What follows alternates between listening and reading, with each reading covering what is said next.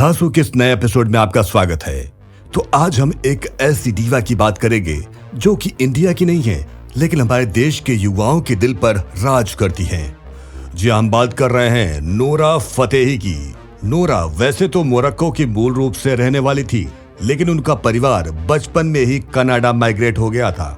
Nora को बचपन से ही डांस करने का बहुत शौक था, इसलिए नोरा बचपन से ही टीवी देख देख कर डांस सीखती और स्कूल कॉलेज में डांस के लिए हमेशा अव्वल रही।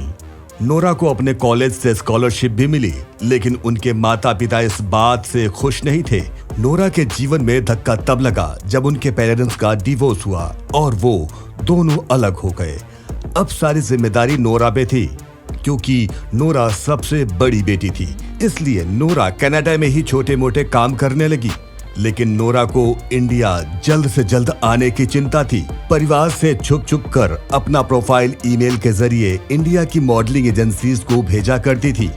सन 2012 में नोरा इंडिया आई और आके यहाँ मॉडलिंग में एड फिल्म्स करने लगी, लेकिन नोरा को बॉलीवुड का इंतजार था। नोरा बॉलीवुड के लिए ऑडिशन तो देती, लेकिन कुछ काम न आता।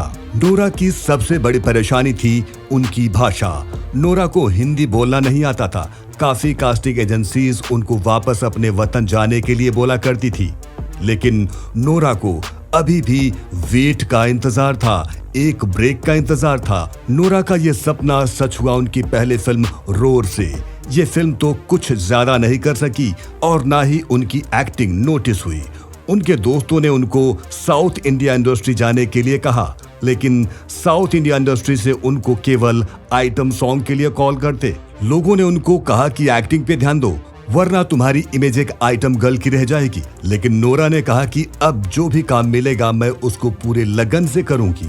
नोरा को अब बॉलीवुड मूवीज में आइटम सॉन्ग मिलने लगे, लेकिन ज्यादा नोटिस नहीं होने के कारण थोड़ा मायूस रहती थी। लेकिन वो दिन भी आया। बाहुबली में एक आइटम सॉन्ग में अच्छी परफॉर्मेंस देने के बाद उनकी कला को नोटिस किया जाने लगा। इसके बाद नोरा ने टेलीविजन इंडस्ट्री में भी दिलचस्पी ली और एज अ कंटेस्टेंट कुछ शोज में भी पार्टिसिपेट किया।